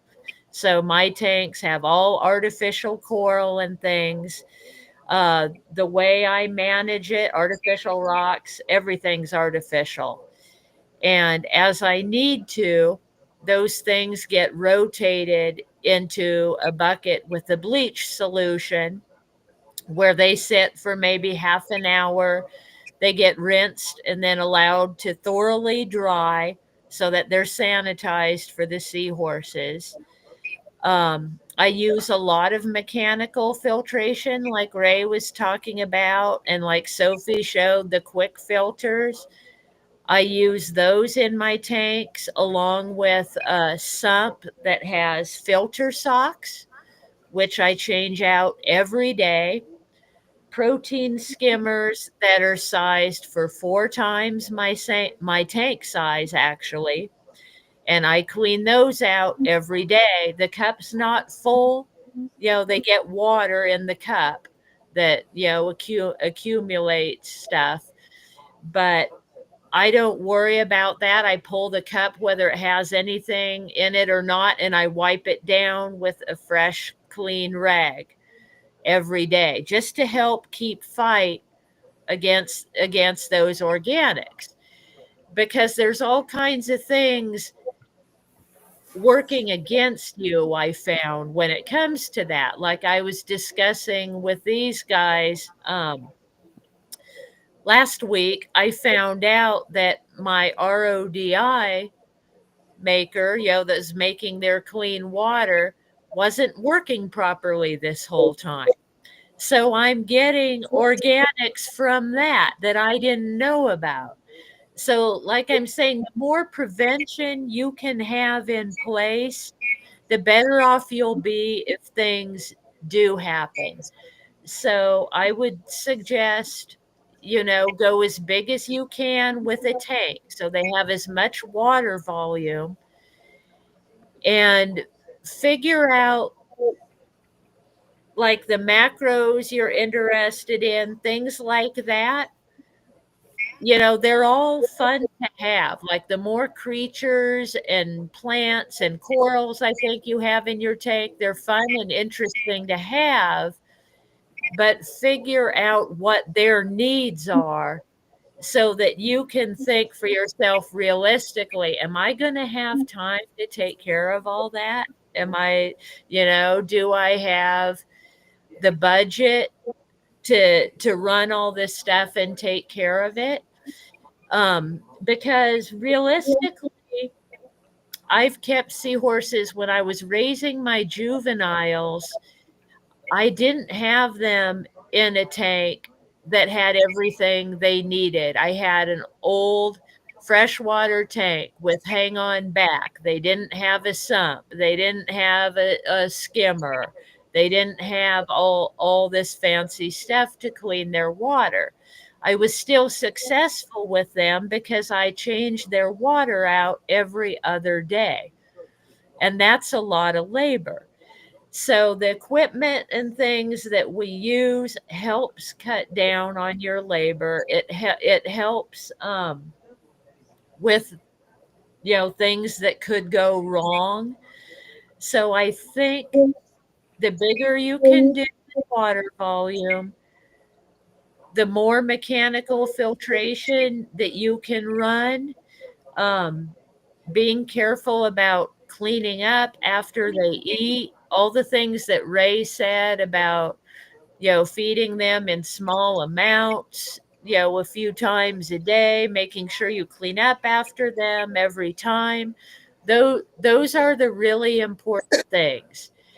And all the other stuff, things you decide to keep with them or how you want to do it, is all stuff that you can base on what you have the time and budget to do realistically. If you keep your eye on the key stuff, like how you're going to keep the water clean and making a safe, healthy environment for them, start with those key things and do what you can along the way. Maybe start with artificial stuff if that's easier for you, and then add in a few macros, add in, an easy to keep coral. Little by little, you can grow in this hobby. So, all right, I'm taking my turn now. All right, I've waited, I've listened, I've waited. All right.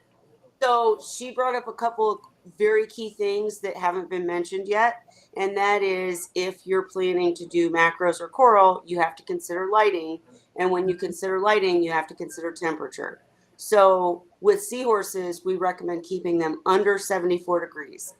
That limits what tank baits you can have, what corals you can keep, what anything you can keep, because most things need, you talk about Tropical. a coral reef tank, Mhm. you're up at 78, 80 degrees.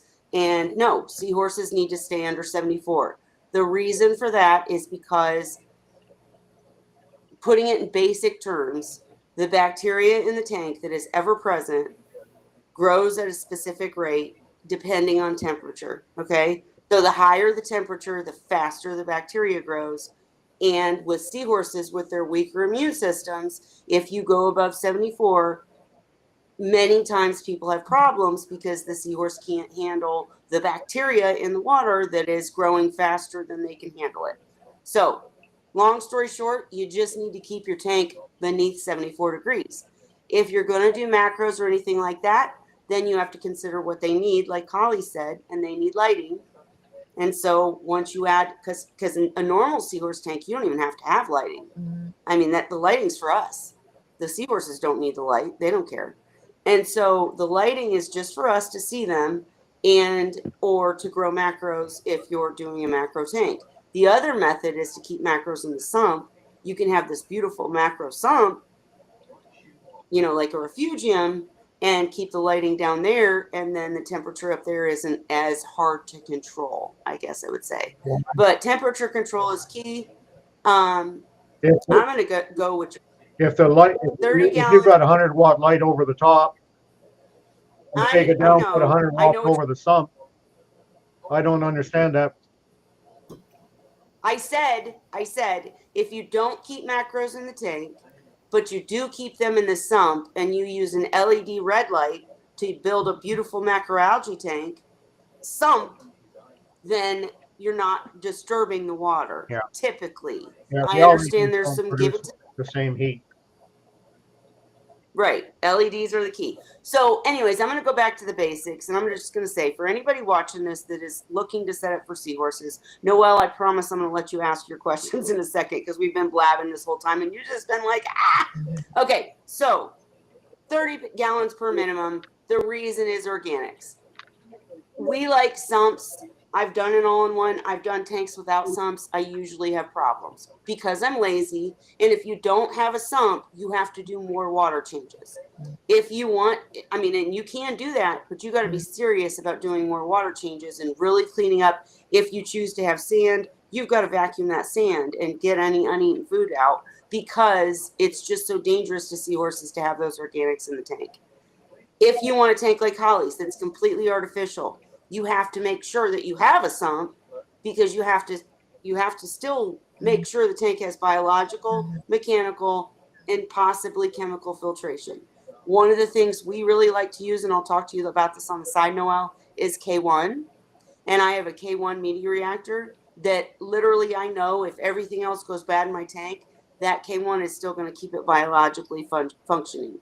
You don't want ammonia or nitrites in the tank. And that's a whole other conversation. But so having biological filtration is very important. We use K1. I like using rock, but I use rock that's not live, that I've cycled myself. That's again another conversation. I think I have a video about it, but basically putting it in a tub, cleaning it, making sure it's completely dead, and then you add ammonia and cycle the rock, make it alive again. But then there's none of the things like bristleworms and bacteria and all that stuff that comes in live rock. It's no longer there because you've cycled it yourself. Or dry rock. I'll use dry rock and that kind of thing, just because I like the aquascape. I like how her tank looks with, and you don't even have rock in there, do you, Sophie? I do have rock. I have Okay. 4. Yeah. See, I like the skate. I like the look of it. So I'm a rock person. I just make sure I don't get live rock that I don't know what is in it and what can come out in the tank or what can affect the seahorses. But I don't depend on that rock as my filtration. Like I said, I use K1 as my main filtration for the tank. I also use a Robert King char chamber, because the char is actually kind of like a chemical biological media slash whatever, however you want to say it. But I really just use it because the seahorses love it. It makes the water really clean, and the seahorses love hitching on it, and they fight to sleep on top of it. Having bubbles go up their butt. That's their thing. All right. Anyways, so big enough tank, sump if you can. If you can't, make sure that you know that you're going to be able to do the water changes and do them even when it doesn't look like it needs it. You need to really keep the tank clean even when it looks perfect, because you don't want to get to a point where it's not perfect, the seahorse is sick, and then you're struggling to catch up. So keep on the water changes if you're not going to have a sump. If you don't have a sump, you need a tank like Sophie's that has the rock, is first of all working as a biofilter. Then she has the what are they called? Powerhead quick filters? Quick Yeah. filter. So she has the quick filters working as mechanical, and then she's doing massive water changes. Her seahorses look great. They're very happy. Good.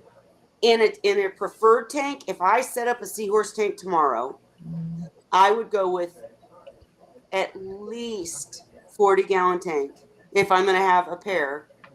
Probably 55 or over if I'm going to have more than a pair, because you get these seahorses and they're like They this. grow big. They grow huge. Sadie's I mean, like probably a good 9 or 10 inches now, and they like to swim and explore. And yes. and one thing you have to be careful of, a lot of people will recommend like a tank that's more vertical, tall than horizontal. And I found, they like tall, they like to swim up, but more importantly, they like to explore back and forth. You So saw tall Sophie is Seahorse good, literally doing that. but give Yeah. them lengthwise, because they like to go back and forth and explore. So that's My the perfect thing I think to look for in a tank. agree. My perfect tank was the 65-gallon because I don't know the inches, guys, but it was like wider than it's wider than your average tank, and it's also longer, and they would be all through it Oh, and just love it. And anybody watching this video, rewind a little bit and watch Sophie's seahorse going back and forth. All over Looks the like place. you need a bigger tank, Sophie. Yeah, They yeah. need more room to explore. That's what I'm she's kidding. telling you. Dot's telling you. No. Dot's telling you, Mom. I want to get in the room. She probably wants to come out in your room and explore.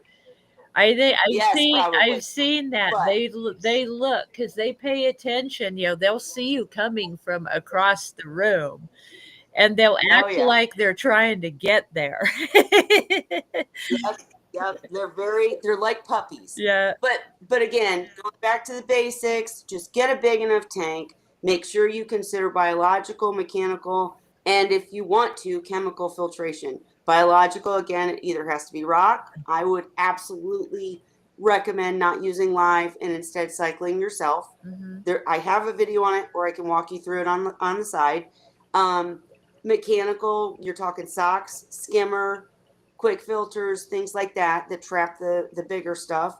And then chemical, if you want, is like a Robert King chamber or like char or like what's the other word for it, you guys? There's another word. There's all sorts of them that cleanse the water or whatnot. You see people use charcoal. There's charcoal like you use in regular fish tanks and Chem Pure. I don't use the chemical stuff myself, so I'm not familiar with it really. They're not necessary, but again, it depends on also when you're setting up for seahorses, whether or not you're trying to add other stuff. Okay. I'm not against anybody doing anything. If you want to do it, do you. But in my specific opinion, you're better off setting up for seahorses ultimately. Like the tank is going to be for seahorses. So you're not adding clownfish and you're not adding, I'm a snails and what seahorse. coordinates with what the seahorses require. Like Kelly was mentioning, when you're doing corals and anything like that, we keep our seahorses at a lower temperature than a lot of corals and things. So make sure whatever you're going to put with the seahorses can live Can in handle the it. same conditions as the seahorses, and that the kind of care that they require isn't outside of your schedule, like I said, and ability for the time and budget that you have, to keep. Sure. Because it's easy in our And the hobby. I'll tell you what, it's so easy to get in over your head as far as budget and time commitment. I agree, but I also think that people make seahorses sound way too hard to keep. They're Mhm. not. If I want Fry, that's a whole different thing. Me and Sophie are sitting here betting who's going to get Fry first, and we're doing things to try. That's different. If you're just a Zen who's looking, or a Noel who just Mhm. wants a pair of seahorses, it's That's not that yeah. hard. It's really It's not. not. It's It's it's when so you simple. get the, oh, well, I also want this and that. And like I said, it's easy. It's easy though, because I've done it. I mean, that's how I started and why I ended up downsizing is because I Yeah. started with more things than really realistically, my busy schedule could handle. Well, see, and in my case, I always set my tanks up for the seahorses. There was nothing else. Like it was Mhm. seahorses, peppermint shrimp, maybe some snails, but that was the tank. Mhm. There was no other critters making them nervous, bringing down their immune systems or anything like that. So I'm not saying you can't do that, but if you're a newcomer, you might want to set up for seahorses only Mhm. and then just get used to them Mhm. because they're going to tell you when they're sick. They're going to tell you when they don't feel good Mhm. once you get to know them. They really do. They Mhm. freaking come up to the glass and be like, "Mom, Yeah. look at my eyeball. Help me." Whatever. So, that being said, I want to give Noelle a chance to ask questions because we've been rambling on and on. I know that was a really rushed, how to set up a tank thing. I will tell you guys, I've been working on the website. Don't look yet because it's not done, but I'm really serious about getting it done and having this information out there. But again, there's so many different ways. There is no one right way. The reason that Ray started off talking about keeping the tank clean, dissolved organics, is because that's the bottom line. Mhm. For someone like me, that mean, when you say that to me, I'm like, well, how do I do that? You're not telling me how. Mhm. The how is enough water volume, a big enough tank, not having anything in there that stresses them, um, starting off with just them, and then adding macros and such once you know them, making sure you have enough bio and mechanical filtration in your tank, as has been said, 2 to 3 times skimmer size, and some sort of either rock, K1, both. I use both. I'm over excessive because I don't want to ever deal with it. Um, so that kind of thing. And then I would also say the final thing I want to say is buying from a captive breeder. I know that is getting harder and harder. I know that they're dying like flies. You can't find one anymore. But I'm trying to set up a network through us where people breeding seahorses can sell to each other. Like my seahorses are from Vincent and Holly and Macro Lady. Because when you buy from a fish store, at least number one, ask them to be fed, right? In front of you, and it can't be a live food, it has to be frozen food. And number two, ask if they're captive bred. And Nicole, or Noelle, excuse me, sorry, Noelle, I know that you were in a situation where you were just trying to save the seahorse, and it was a really bad experiment for you. But has all our rambling helped you in any way think how you're going to set up for your next pair, or what questions do you have?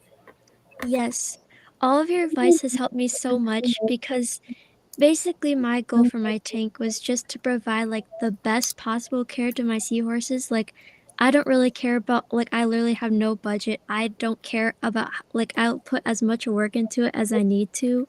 Like I don't mind any of Mm, that stuff. I kind of just wanted like to get like the best possible filtration and give them the best possible care. So it's like kind of interesting to see that there's so many methods that work.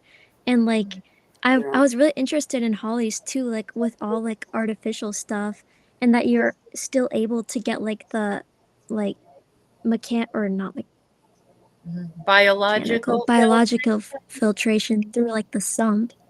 It's in Yeah, my Holly, sump. that's Holly, like And now you should, that's really interesting to what me. I use, Holly, you should describe your entire sump from start yeah. to finish. So basically, in my sump, the first thing that happens is the water comes down into a filter sock, and I change those out every morning.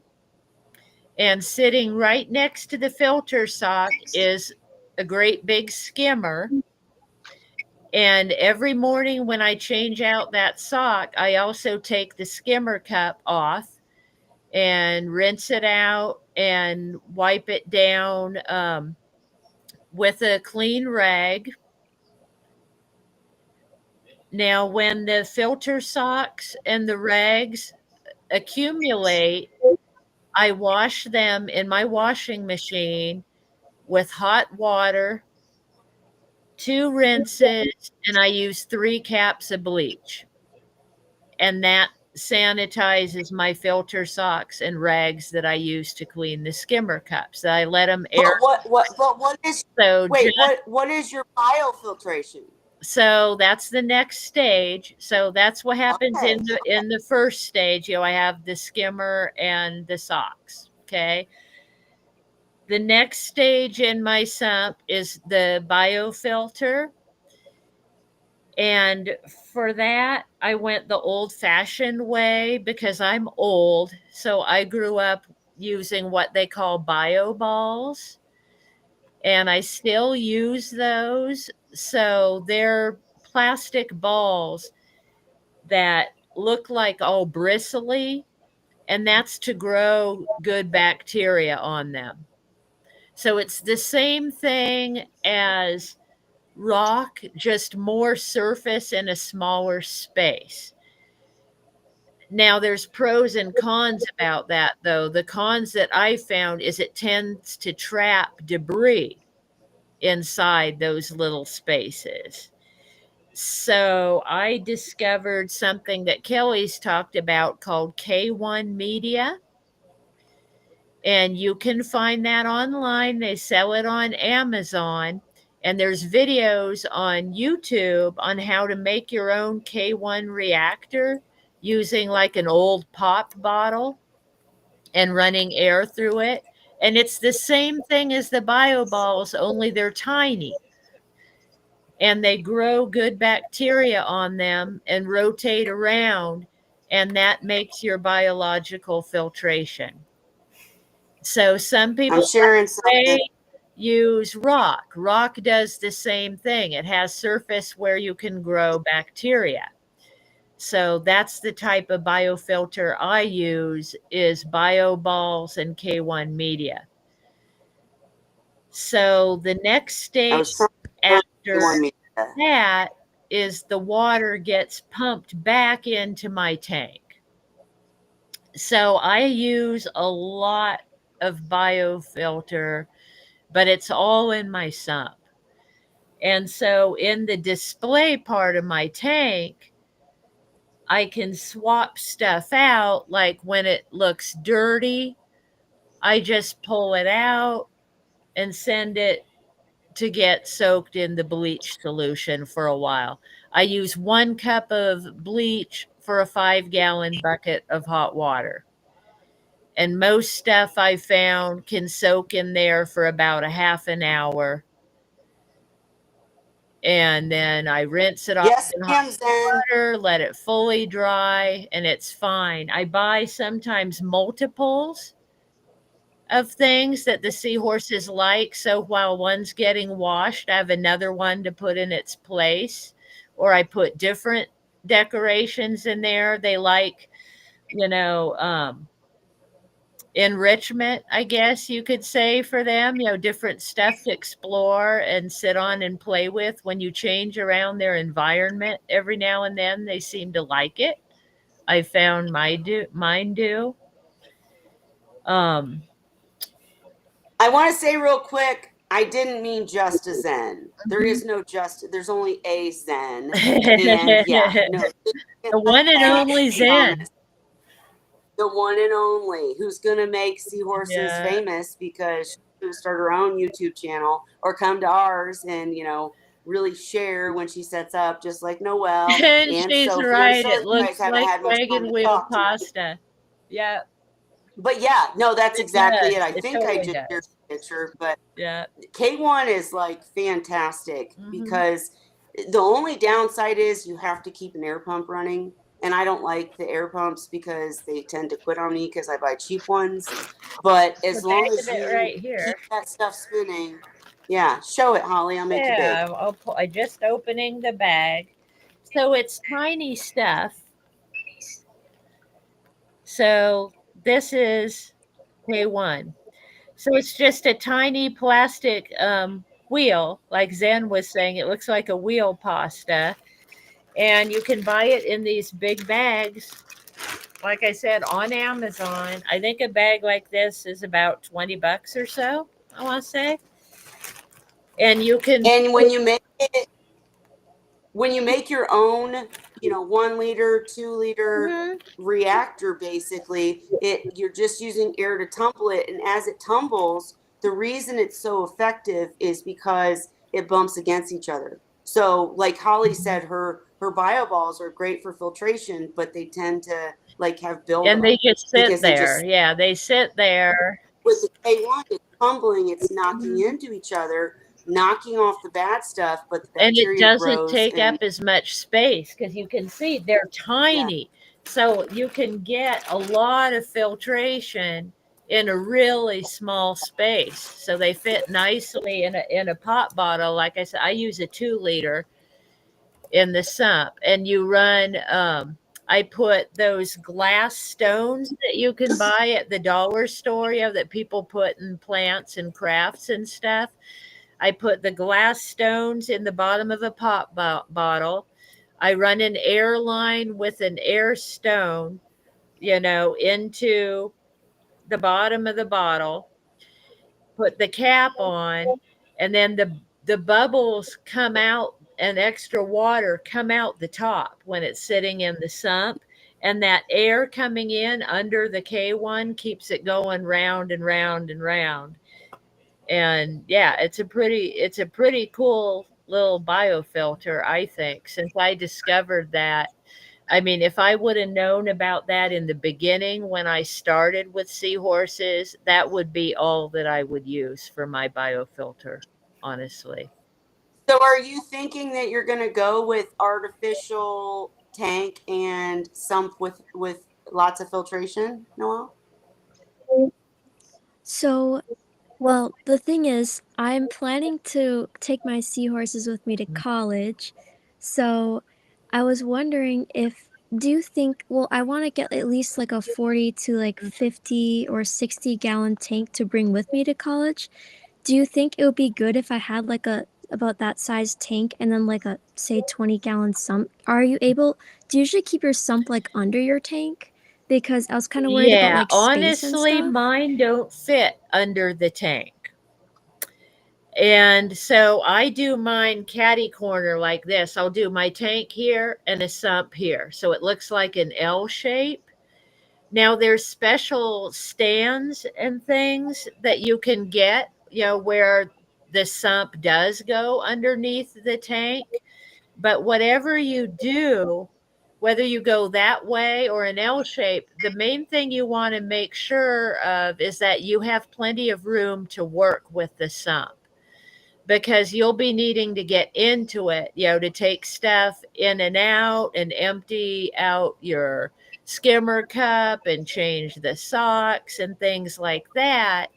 And the reason I keep mine in an L shape is because the cabinets and things that I ran into, besides, being very expensive, was they didn't give me room to work with the sump. Mm.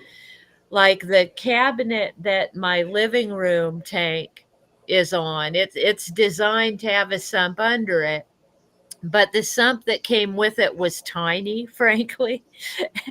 And there's no room for a big sump. it's got this wood bar down the middle of it and two cupboard doors on it. Can't fit stuff under there, can't work in there. So what I ended up doing was I found online console tables that are designed like, when you walk in your front door and you throw down your keys and your purse, those tables, right? When you walk in the door. That's what I use. So I use the top shelf I use to put my feeding kit and supplies for the seahorses on top of that. And then the sump sits on a ground level shelf below that with a huge, about 3-foot space between the top of the table and where the sump sits. So there's plenty of room for me to reach in there. And I actually use underneath the sump, I use yoga mats that I found Yeah, at I was the gonna thrift say, the one to thing, protect from the one, water, because water will yeah, ruin wood. the one thing you don't want to do is just set a sump or any tank on the floor, because it's going to cause damage to the floor. You're going to get water everywhere. I used the little, I don't even, the styrofoam mats Hmm. under my sump because it didn't fit beneath the tank. I'll try to grab a piece and show you guys in a second. Yeah, But I use point a is, yoga make sure there's mat, something and under the then sump. at the dollar store they have these plastic mats that you could use to Yeah. slice vegetables on your counter or whatever. But so what I do is I lay down a yoga mat first for cushion and extra protection, and then I put those plastic mats over the top of that, and then I put my sump on top of that. What I can tell you, and especially if you're going to be away from home keeping tanks, is that salt water ruins everything. Not if And you so take care of it. that's what I'm No, saying no, is no, you got to make no. sure that you've got stuff waterproofed and protected around the tank. And just make sure every time you do a water change, you wipe everything Yeah, down. salt water Salt is creep is the thing, very bad but on not if everything. you take care of it. Hey, I want to hear from Sophie real quick, because as a new keeper who chose not to do a sump so far, and I didn't do a sump on my first tank either. I And we're didn't talking to either. Noelle, who's going to college, and it's going to be harder. It'd be much easier to just have a tank versus a tank with a sump.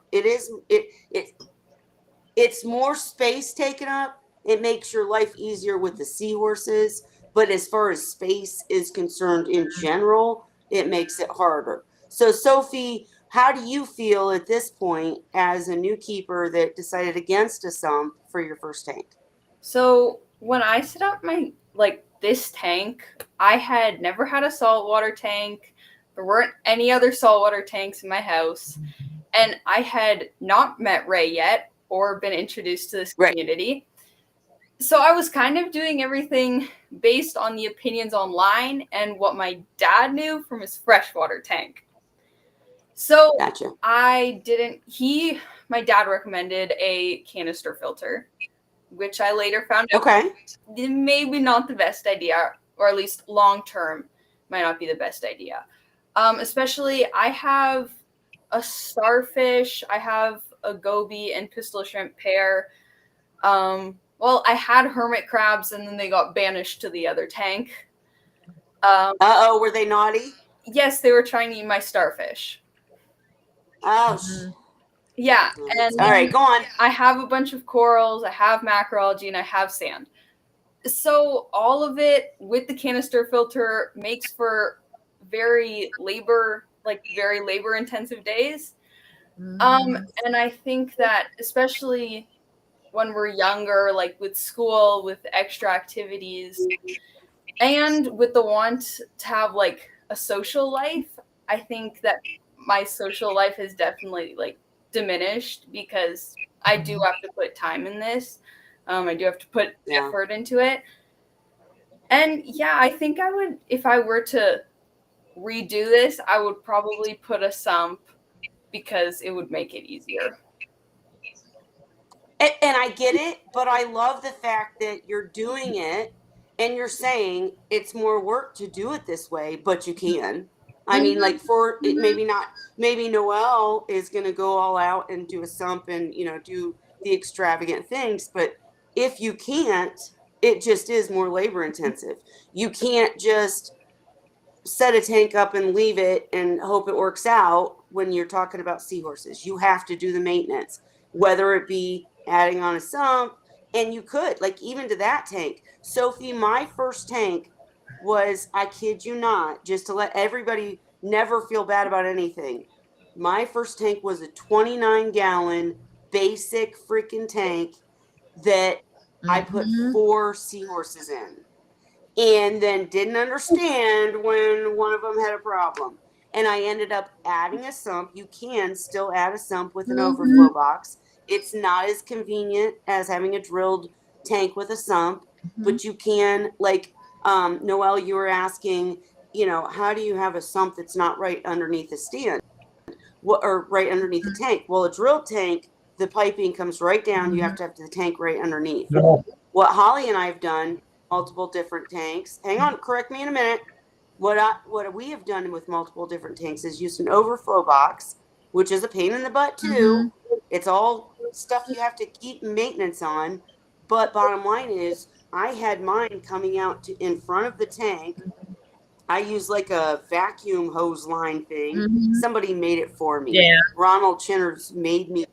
He made me a sump with an algae scrubber and with this contraption that came down to this algae scrubber sump. And it's really cool. And I still have it if anybody wants it. But point being, you know, there's ways. Yeah. You can make it work. So if you start off with a tank and you have it set up in a certain way and you realize, you know, this isn't working for whatever reason. I feel like I need more help in the filtration department. I don't want to do these many water changes, or I don't want to have this much time of mine in this.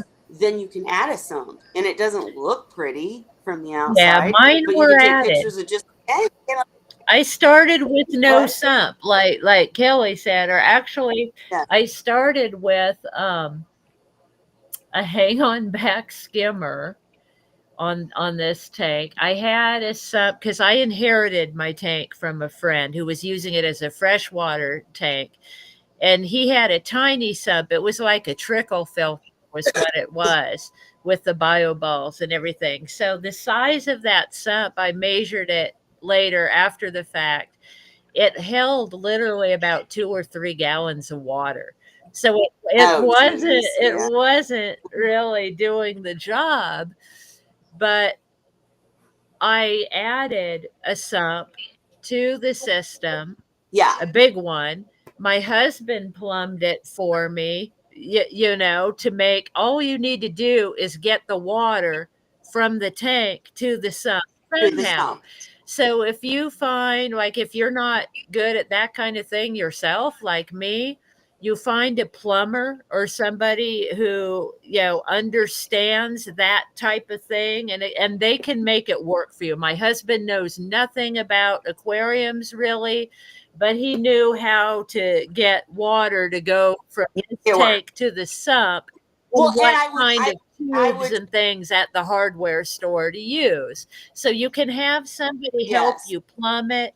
If you live like in a city or somewhere where there's lots of good fish stores and things, you could probably ask around and find, you know, one of the experts at your local fish store to help you set it up, you know, to where your Well, tank and and stuff. I guess my basic point was that you're not doing anything wrong to set up as Sophie has. She has 2 Yeah. beautiful seahorses doing well.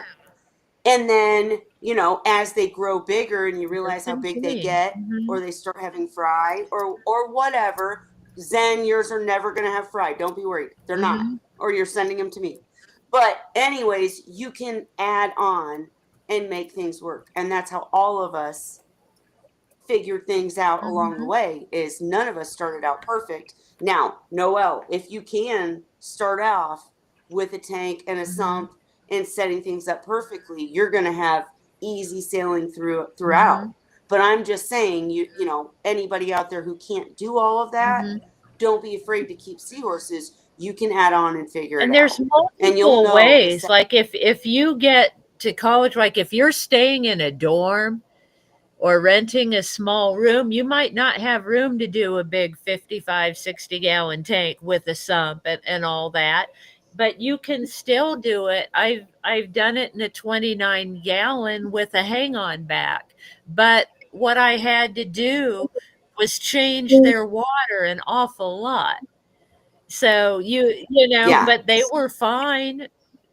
It wasn't an ideal situation. It So, was more work for me, but it worked. so we're So So we're pushing on 10:30, guys. So Noelle, I'm gonna ask if there's any way you can come back next week. And Sophie, both of you, because I'd like to have more one-on-one where you guys are asking the questions and we're answering them instead of us, you know, continuing to talk, because we have lots of opinions, but we want to hear from you. You know, we want to hear what you want to know, because we can't keep this going much longer because I have to work in the morning. But I want to hear, like, because when I'm setting up for a tank, everything that's been said tonight is important, but I'm looking for the specifics. Like, you know, what exactly do I need where, and how do you, you know, attempt flow and that kind of thing. So if that's what you're looking for, I'd love for you to come back and us hone in on those, on your actual questions, and talk about that next week, if you guys are available. oh, and Noelle's Zan's like, yeah. question real quick. I think it's 20 times turnover an hour, right? What? For our Seahorse tanks, isn't we want 20 times We water want a turnover? minimum of 10, but most of us long-term keepers are in excess of 20 time flow. I was gonna say, I think mine's like 20 something is what I shoot for. Oh, that's so The cool. turnover. Sophie, Did you explain what the 20 time means? I did. I said, basically, if your tank is, well, it's 2 to 3 times, right? Not 20 to 30. It's 20. It's, if your tank is, You want a minimum go 10 ahead. times flow, but most of us find it's better in the 20 range because it keeps the crap in suspension a bit longer, gives it a better chance to get picked up by the mechanical filtration. And in addition to that, Oh, no, we're talking flow Yeah, now. so you're Okay, wanting to turn over the volume of the tank 20 times in an hour, like a 20 gallon roughly. tank, you want minimum A 10 pump times that that. runs 40 gallons, So you want 200 and then gallons you an want hour. power heads that run. We're all talking. Sorry. Go ahead, Ray. Yeah, like a 20 gallon tank at minimum 10, you would want 20 or 200 gallons an hour flow going through that system. And Yep. you'd be looking at 400 to go at a flow rate of 20 times. So the bigger, And one of the things, sorry, go ahead. go ahead. I thought you were No, done. I'm sorry. like I'm talking here 20 gallon, but to me, 20 gallon isn't any good for anything other than a sump. Right. So in the how to set up for Seahorses video that I made, that's very old and not very well done, guys. But basically, I talk about what Dan's wife used to talk about is spreading out the flow. So when you say 20 to 30 times turnover, that doesn't just mean power. It means, you know, combining methods. So if you have a pump that's rated this much, then you use the power heads to make up the difference or whatnot. Just having that much turnover where the water's going through the sump or through the filtration is what they're talking about. And we're going to dive into that more deeply next week, because one of my biggest questions in setting up saltwater tanks, coral tanks, seahorse tanks was the flow, because getting it just right is such a pain. So I want to talk to you guys all about it more next week, and we can dive into it. And Noelle, are you able to come back next week? Yes, I am. Okay, good. Because I feel like we over talked you too much. How about you? I I'm good. talk Yeah. too much all the time. I wasn't talking to you. I guess my eye wasn't clear enough.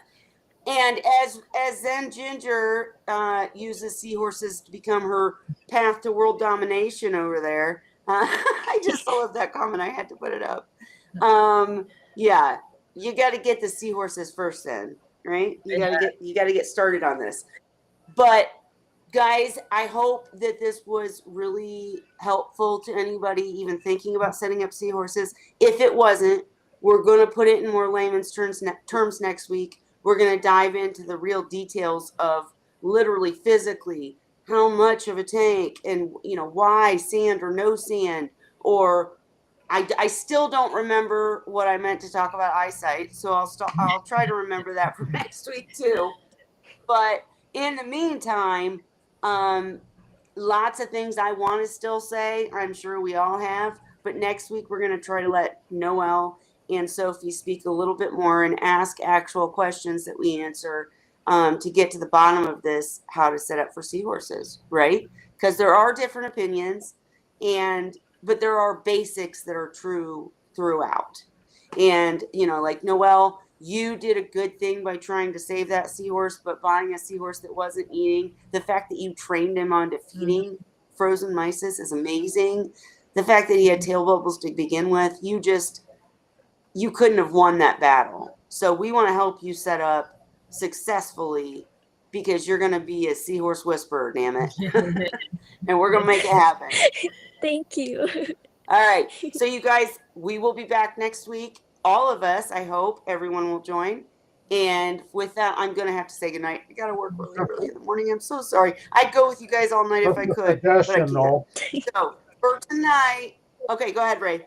there's an awful lot here tonight to take in. You can't remember it all. The I thing know. is, you can play it back and fast forward to the areas where you want to refresh your memory on it. And I'm really, really trying to get the website done so that if there's articles, but absolutely correct. Rewind, fast forward, listen to Ray, because he's the right one, There's no right one.